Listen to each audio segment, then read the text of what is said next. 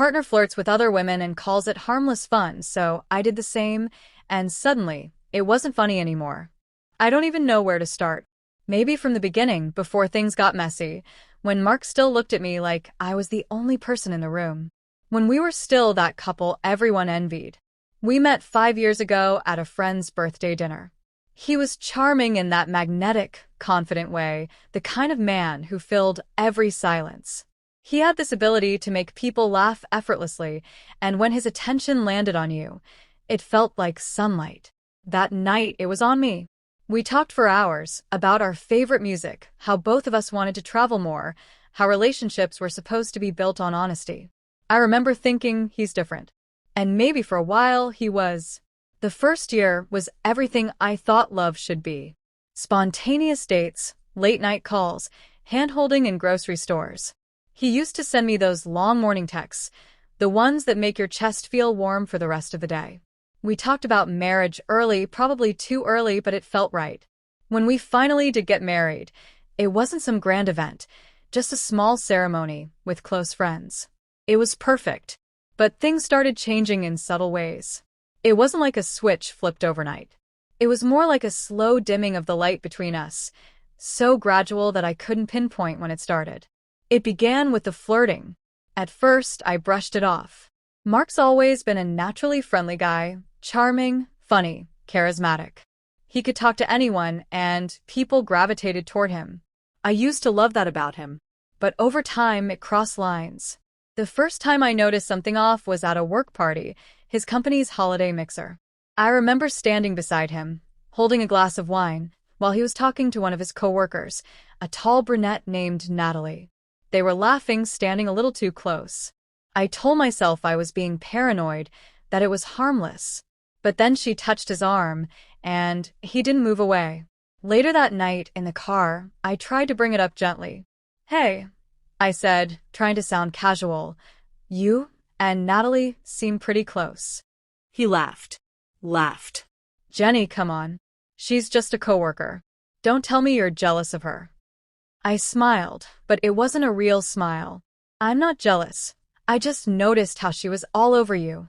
"Yeah, because I'm the project lead," he said, rolling his eyes. "She's trying to impress me, not flirt with me." It sounded reasonable enough, but the tone, that slightly condescending edge, made me feel small. I dropped it because what else was I supposed to say? Over the next few months, things like that kept happening. Little moments that left me uncomfortable. Mark would make jokes with waitresses, compliment women on their appearance, get a little too touchy during group outings. When I'd call him out, he'd say I was overreacting. Once, at a friend's barbecue, he kept making these flirty comments to one of my friends, Lila, about her dress, her perfume, even the way she laughed. I laughed along awkwardly, pretending it didn't sting. But when we got home, I finally said something. "Mark, you were flirting with Lila the whole night." It was embarrassing. He frowned, like I'd just accused him of something unforgivable. "Jenny, seriously? That's your friend." "I was just being friendly." "You're reading too much into it." "I'm not," I snapped, tears stinging my eyes. "You were complimenting her nonstop. You barely even looked at me." He sighed and ran his hands through his hair.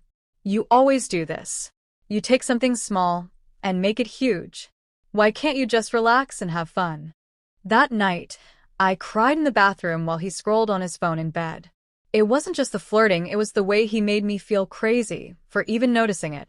Like I was insecure or clingy just because I wanted my husband to treat me like I mattered. I started doubting myself. Maybe I was too sensitive. Maybe I was just jealous. He had this way of making me question my own perceptions, and it worked for a while. But then there was the incident at the bar.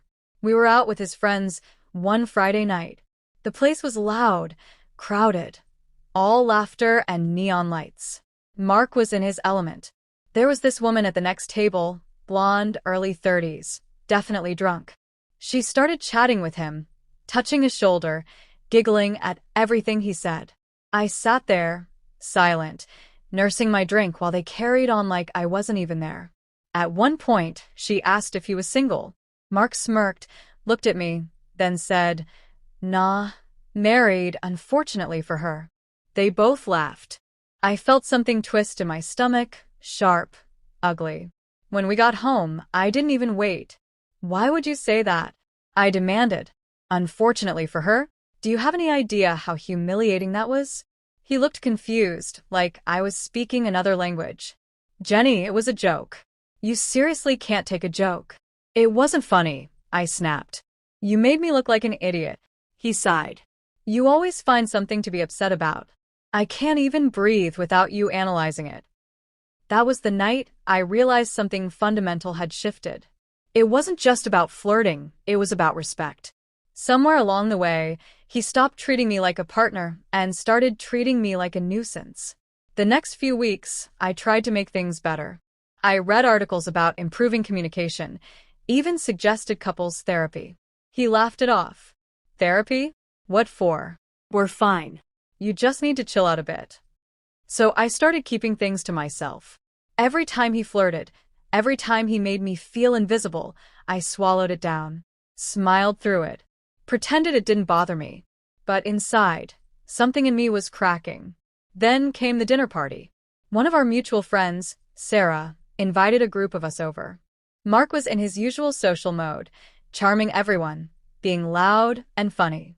But then there was a new girl in the group, Emily. She was sweet, pretty, and single. I noticed the way his eyes followed her, the way he leaned in when she talked, laughing like she was the most fascinating person in the world. At one point, I caught him touching her hand, just for a moment, but it was enough. When we got home, I couldn't keep it in anymore. Mark, I said, voice shaking, you were flirting with Emily all night. Do you even realize how disrespectful that is? He threw his jacket on the couch. Oh my God, Jenny, not this again. I'm serious. You touched her hand. You don't do that if you respect your wife. He turned on me then, eyes hard. You're insane. You know that? You're literally making stuff up. I can't even talk to another woman without you losing it. I'm not making it up. I yelled, tears spilling over. You were flirting. You make me feel like I don't even exist when we're out. Like I'm invisible. He just shook his head. You're exhausting. I can't deal with this right now. Then he walked out of the room, leaving me standing there, heartbroken, humiliated, and alone. That night, I lay awake thinking about how much I'd changed since meeting him. I used to be confident. I used to laugh easily, talk to people without second-guessing myself. Now, I was constantly anxious, wondering what I'd done wrong, if I'd said too much, if I was being too emotional. He made me feel like the problem, but deep down I knew I wasn't. Still, I didn't leave. I told myself it would get better. That maybe he'd realize how much he was hurting me and stop. I wanted to believe that the man I fell in love with was still in there somewhere. Then came the wedding, not ours, but a friend's. That night changed everything. It was one of those big, fancy weddings, the kind where everyone dresses to impress. Mark looked incredible in his suit, and for a while, I let myself just enjoy it.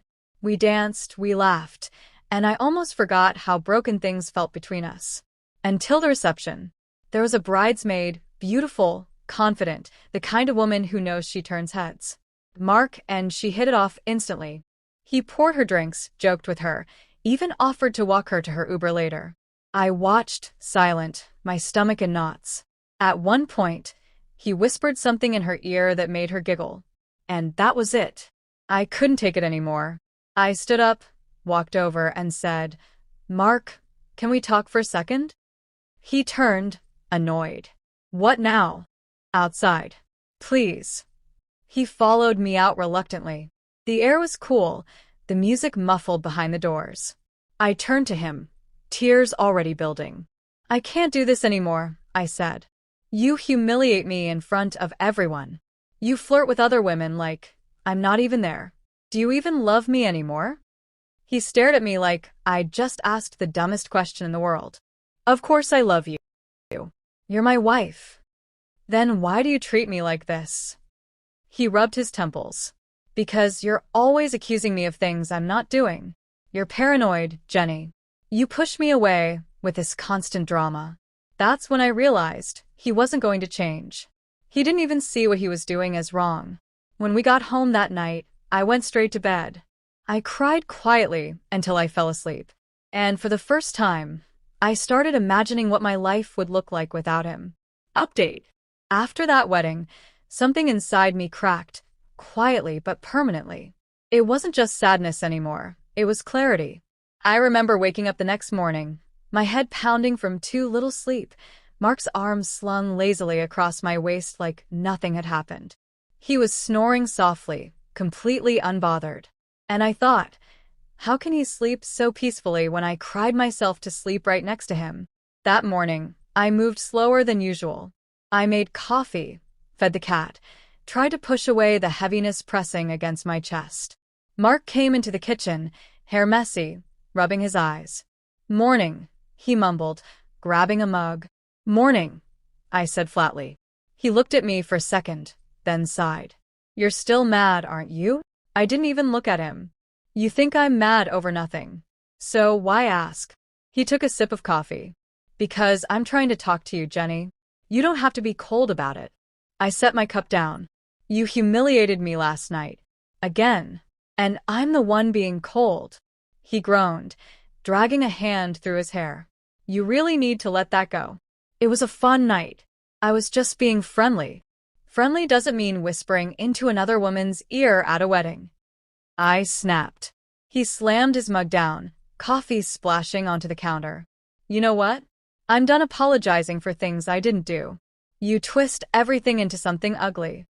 Then he walked out of the kitchen, leaving me staring at the dark coffee stains spreading across the white counter, like a metaphor for our entire relationship. That was the moment I realized we weren't partners anymore. We were adversaries, living under the same roof, speaking the same language, but never understanding each other. Over the next few weeks, things were tense. We barely talked, except about logistics, bills, groceries, whose turn it was to take the car for an oil change. But when we did talk, it always circled back to the same argument. "Jenny, you're too sensitive. Jenny, you need to trust me. Jenny, I can't breathe in this relationship." I started going quiet. I didn't want to fight anymore. But the silence seemed to irritate him even more. One night, he came home late. Again. I was sitting on the couch in my pajamas, pretending to watch Netflix, but really just staring at the screen. He tossed his keys onto the counter and kicked off his shoes. "You're still up?" "Yeah," I said, my voice hollow. "You said you'd be home by 10. "It's midnight," he said, glancing at his phone. "So?" I grabbed drinks with the guys. "You could have texted." He looked at me like I'd just suggested something ridiculous. "Jenny, I'm not going to check in with you like I'm 16. I was out with friends, not sneaking around." "I didn't say you were," I replied quietly. "I just said you could have texted." He exhaled sharply. "See, this is what I mean. Nothing I do is ever enough for you. I can't even have a night out without you starting a fight." I didn't respond. I just turned back to the TV and pressed play. He muttered something under his breath, then went to bed without saying goodnight. The next day, I got lunch with Lila, the same friend he'd flirted with months ago. She noticed right away that something was off. "Jen, are you okay? You look tired." I hesitated, then sighed. "It's Mark. Things have been bad lately. Really bad." She frowned. "Still the same stuff?" Yeah. "The flirting. The gaslighting. He makes me feel like I'm insane every time I bring it up." Lila reached across the table, squeezing my hand. "You're not crazy. He's crossing lines and he knows it.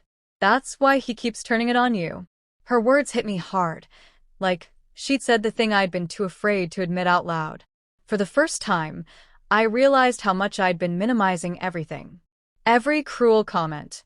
Every time he ignored me for someone else. Every night I cried quietly so he wouldn't hear. I was living in emotional quicksand, slowly sinking, pretending I was fine. Later that week, Mark invited me to a work happy hour. I almost said no, but something in me wanted to see if maybe, just maybe, he'd changed. Maybe he'd act like my husband again. Spoiler, he didn't. From the moment we got there, it was the same story.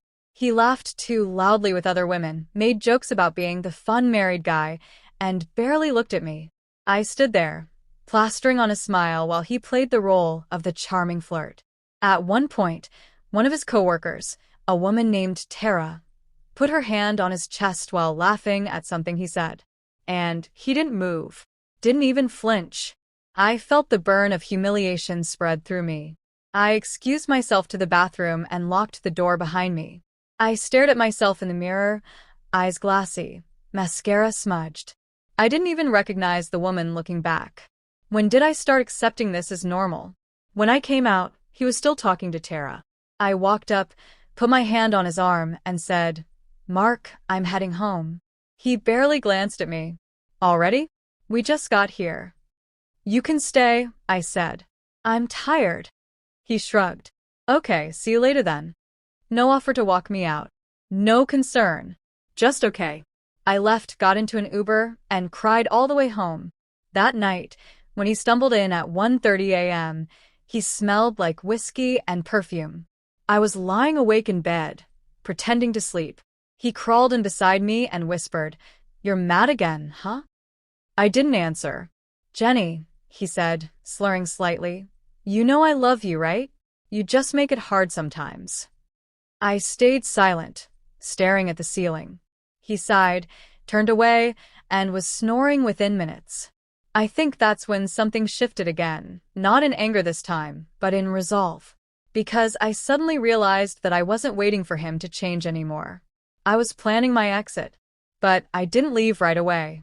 Part of me wanted him to see what he'd done, to feel even a fraction of the humiliation I'd felt standing beside him all those nights. So I stopped caring. I stopped asking him where he was going. I stopped cooking his favorite meals. I stopped dressing up for him. And I started going out more with my friends, with coworkers, sometimes even alone. And you know what? He noticed. The first time I went out without telling him, he texted at 10 p.m. "Mark, where are you?" Me, "Out with friends." "Mark, which friends?" Me, "Does it matter?" He didn't reply after that. But when I came home later, he was still awake, sitting on the couch, pretending to scroll on his phone. "Have fun?" he asked, not looking up. "Yeah," I said. It was nice to just relax and talk to people. He nodded slowly. Talk to people. "Right." I tilted my head. "Is that a problem?"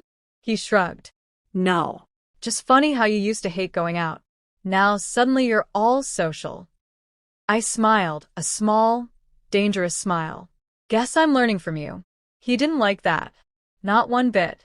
That was the first time I saw genuine discomfort on his face, the same kind I used to feel every time he flirted with someone else. The following weekend, we went to another mutual friend's birthday dinner. This time, I didn't sit quietly beside him. I talked. I laughed. I made eye contact with other men at the table. And when one of them, a guy named Alex, complimented my dress, I smiled and said, "Thank you," instead of shrinking away. Mark's jaw tightened. Later, as we were leaving, he leaned close and muttered, "You are being a little flirty in there, don't you think?" I turned to him, voice calm but sharp. "Oh, I thought it was just being friendly. Isn't that what you always say?" He didn't respond, just clenched his jaw and looked away. Inside, I felt a spark of something I hadn't felt in a long time. Power. Not cruelty. Not revenge. Just the knowledge that he was finally tasting what he'd been feeding me for years. Over the next few weeks, I started reclaiming pieces of myself. I wore lipstick again. The shade, he once said, was too much. I reconnected with old friends. I went to therapy alone. I started journaling every time he made me feel small, and every time I stood up for myself. And the pages began to shift. Fewer entries about pain, more about clarity. Mark noticed the change, but didn't understand it. He thought it was about other men, but it wasn't. It was about me. He'd built a cage out of emotional manipulation, and I'd been decorating it, trying to make it livable. But now, I was finally testing the lock. The night before everything truly shifted, we went to dinner. One of those rare date nights we hadn't done in months. He was charming again, like the old Mark. The one I fell in love with. He ordered my favorite wine, made me laugh. For a while, I almost forgot everything. But then the waitress came, young, pretty, with a shy smile, and he turned it on again. The charm. The compliments. The too long eye contact. And just like that, the illusion shattered. I watched him, calm and detached, as if I were watching a movie I'd already seen 100 times. When the waitress walked away, I said quietly, "You can't help yourself, can you?" He looked at me, frowning. "What's that supposed to mean?" "Every woman you meet, you need her to like you. You need to prove you can still get attention." He scoffed. "You're unbelievable." "No, Mark," I said, my voice steady. "I finally understand. You flirt with everyone because you need to feel wanted. And you make me feel small because you're terrified I'll see how weak that makes you." His face hardened. "You're drunk." I smiled. No. "I'm finally sober." That night, when we got home, I packed a small bag. Just enough for a few days, clothes, toiletries, my journal. When he saw me near the door, he asked, "Where are you going?" "I'm staying at Lila's for a bit," I said. He frowned. What? "Why?" "Because I need space. Real space. To think. To breathe." He scoffed. "You're being dramatic again." "Maybe," I said softly. "But at least I'm not pretending everything's fine anymore." Then I walked out. As I drove to Lila's, I felt tears streaming down my face, not from sadness this time, but from relief. For the first time in years, the air felt clean. Update. Lila's couch became my safe haven for the next few days. I slept better than I had in months. No tension, no waiting for a door to slam or footsteps pacing in the hall. Just quiet. Lila didn't push me for details. She just made coffee every morning, slid a mug across the counter, and said, "You'll know when you're ready." And one morning I did. It wasn't dramatic. I just woke up, looked out her kitchen window at the pale morning light, and thought, I'm ready to end this, but on my terms. Because for the first time in years, I wasn't leaving in tears. I was leaving with clarity. And before I walked away for good, I wanted Mark to see what he'd turned me into, what he destroyed. When I walked back into her house that afternoon, Mark was sitting at the dining table, laptop open, pretending to work. He froze when he saw me. "Jenny." His voice cracked a little. "You're back." I nodded. "Just came to talk." He stood up quickly, relief flickering across his face. "Thank God. I've been going crazy. Look, I know things got out of hand, but we can fix this." I held up a hand. I didn't come back to fight, or to fix things. I just need to get through this in my own way. He frowned. "What does that mean?" "It means," I said slowly, "that I want to understand what it's like to be you for a bit."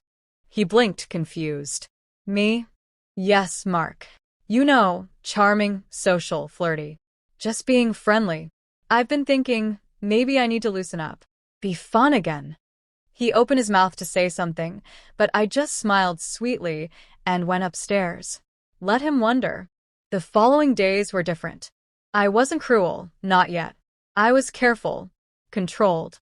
But I made sure he noticed the shift. When we went to the grocery store, I chatted with the cashier, a young guy who smiled a little too long. When Mark's friends came over for a game night, I laughed at their jokes, touched someone's arm when I laughed too hard.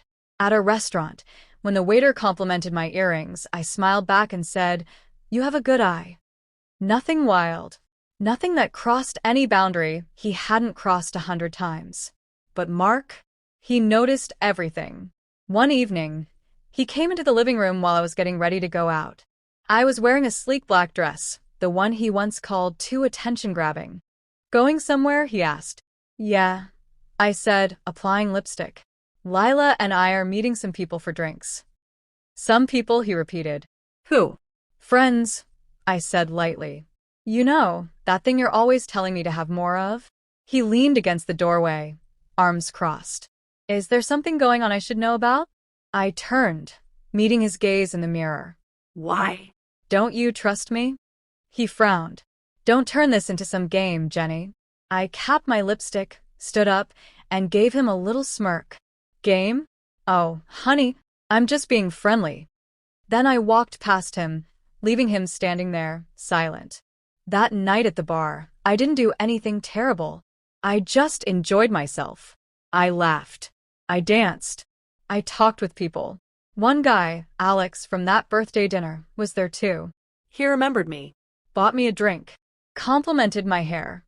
And for once, I didn't shrink away. When I got home around midnight, Mark was sitting on the couch. TV on, but volume low. Had fun? He asked tightly. Yeah, I said, slipping off my heels. It was nice. Alex was there, remember him? He's actually really funny when he's not shouting over music. His eyes narrowed. Alex bought you a drink? I tilted my head. Oh, relax. It's just a drink. You've had drinks with women before. That's different, he snapped. Why? Because you're allowed to be charming, but I'm not. He didn't answer. He just stared at me, jaw tight, anger barely contained. And in that moment I felt it, that same sharp sting he'd made me feel so many times before. Except this time, he was the one bleeding from it. Over the next week, it got worse for him. He started checking my phone when he thought I wasn't looking, asking who I was texting.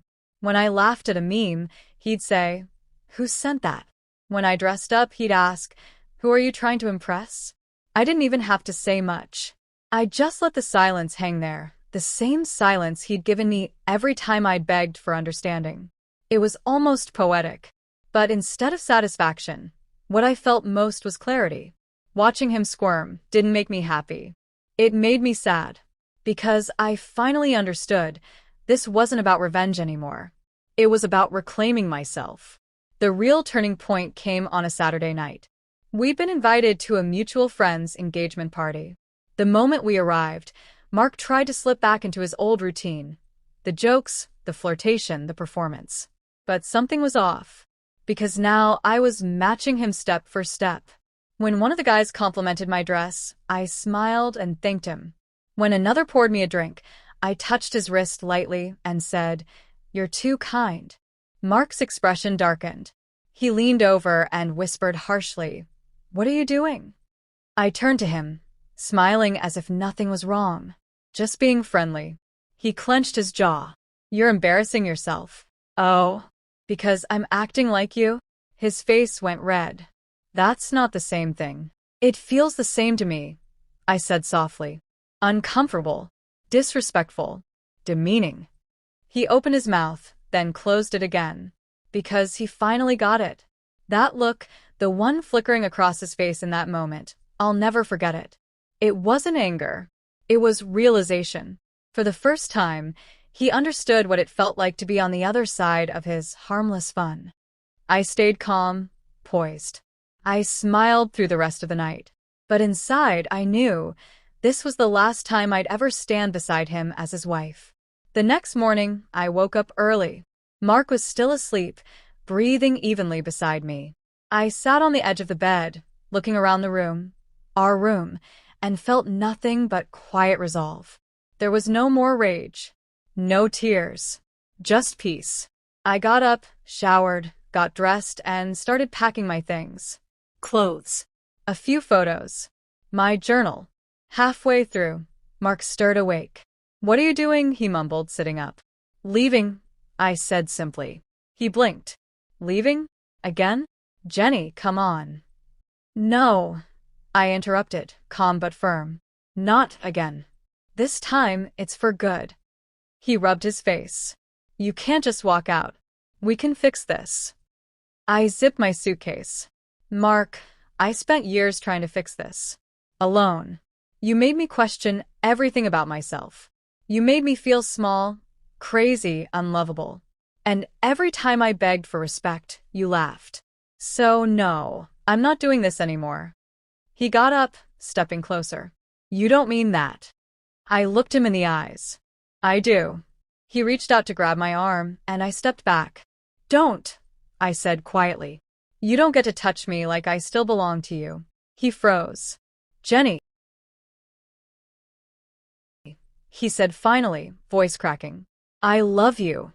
I smiled sadly. "Maybe. But love without respect isn't love, it's control."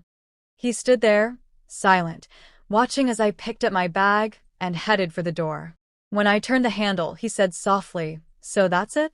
"That's it," I said. "You taught me how it feels to be invisible. I just taught you how it feels to lose someone who finally saw through you." And then I left. It's been 6 months now. I found a small apartment near downtown. Nothing fancy, but it's mine.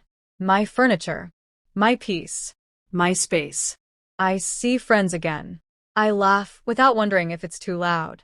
I dance when I feel like it. I don't flinch when my phone buzzes. Sometimes, Mark texts. Just short messages. "I miss you." Can we talk? I get it now. I never respond. Because I finally understand that walking away wasn't about punishing him. It was about saving myself. He once told me I was too much. Too emotional, too jealous, too intense. But what he really meant was that I was too aware of what I deserved. Now, I look in the mirror and see that woman again, the one I used to be before I let someone dim my light. And this time, I'm not apologizing for it.